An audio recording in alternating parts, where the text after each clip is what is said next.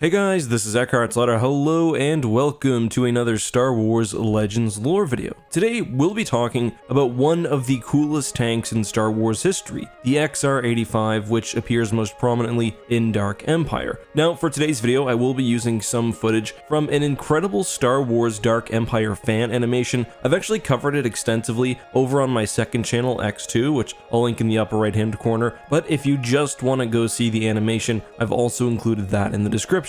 Dark Empire tells the story of Palpatine's re-emergence in Star Wars Legends. After the New Republic has a relatively stable hold on the galaxy, a new empire appears from the deep core, complete with new superweapons, star destroyers, and disturbing creations. The Dark Empire invested very heavily in computing and droid automata, alongside the XR-85, which we're discussing today. One of the Dark Empire's most powerful weapons, the World Devastator, was also completely controlled by a droid brain, as was their next generation of starfighter, the TIE Droid. Prior to Operation Shadowhand and the Dark Empire campaign, the Empire did not have a lot of success using droid models directly in combat. We saw, for example, the failure of the Dark Trooper project, and just generally it was pretty well understood that droids would almost never be as successful as organics in combat. They lacked ingenuity and sometimes even the basic levels of competence. This takes us to the earliest history of the XR-85, a prototype which actually saw very limited use during the Galactic Civil War. And funny enough, you can see the prototype XR-85 in the last video on the channel, which looks at the Alliance's mission to Fest from the Rogue Squadron game. Fest was an Imperial research base, and alongside traditional ground defenses like AT-ATs and AT-PTs, Fest was also housing several units of this prototype. The first version of the XR-85 would be much smaller and presumably less well armed and armored than the later version, but perhaps because of that and also the deficiencies of droid brains, by the time of its creation the XR-85 prototype never saw widespread use across the galaxy. The Dark Empire sourcebook explains that sometime after the Battle of Endor, the Empire made a major breakthrough in the area of droid computing, which allowed Imperial Chief Engineer Umac Leth to pioneer a new highly independent and self-motivated droid brain based, funny enough, off the New Republic's R7 droid unit. By the time of Operation Shadowhand, further improvements were made to help lower the cost of these new brains, and eventually Emperor Palpatine himself okayed the mass production of a new line of battle droids, including the XR-85. The XR-85 was manufactured by Arkid, the corporation responsible for the Imperial probe droid. As the Essential Guide to Vehicles and Vessels explains, the XR-85, which was sometimes simply called the Tank Droid or the Arkid Tank Droid, was envisioned as a game-changing tank which would dominate ground warfare, especially in urban environments, and the tank performed exceptionally well in the early days of Operation Shadowhand. As noted earlier, the vehicle was completely automated, there wasn't even a technician needed on board, and thus the interior of the machine was packed with weapons, armor, and power generators. One thing you might not realize is that the tank droid is actually gigantic. It was 32 meters long and over 30 meters tall, making it double the size and total mass of an AT-AT walker and almost 10 meters taller. However, instead of using legs like most Imperial ground units, the XR-85 has an almost undestroyable track system with independent treads, allowing it to turn in tight spots and achieve a speed of 70 kilometers per hour in a straight line. One thing with the XR-85 and really a lot of Imperial era Dark Empire technology is that it was essentially indestructible. So when you combine the massive size, its intimidating large cannon, and its straightforward speed, really most people will just choose to run instead of stay and fight. Speaking of cannons, the large gun on the top of the droid is actually a heavy particle weapon and has an effective range of 5 kilometers, making it effectively an artillery piece. Aside from that, the tank droid also has several forward-facing turbo lasers for taking on other pieces of armor, alongside repeating blasters and other small weapons for infantry. The XR-85 also has rear-facing guns, although these are only anti-personnel lasers and meant to protect against people sneaking up behind the tank. Because of advances in Imperial power generation, the XR85 can actually fire most of these weapons at once, even when the main cannon is being used. So this thing was an absolutely devastating, although pretty blunt, tool of war, very fitting for the Empire. That being said, even with these advancements to droid brains, the XR85 still wasn't quite up to the level of tanks piloted by organics, but with the Empire's vast production facilities but lack of personnel after the Battle of Endor and the subsequent Warlord campaigns, the XR85 was arguably a very, very good option. Kind of strange though that we never saw the Empire turn back to automata after the Dark Empire campaign. They pretty much went back to their ordinary course of business with piloted TIE fighters and not a lot of battle droids out on the combat field, but arguably that's simply because Dark Empire ended up being a lot less prominent than the Thrawn trilogy, which both were sort of competing to start off the new Star Wars expanded universe. But guys, that's all I have for today. Again, if you want to see my breakdown of the Dark Empire short film I mentioned earlier, you can check out my second channel, and for some of the footage featured in this video, you can also check the link down in the description. Until next time though guys, have a good one, and may the Force be with you.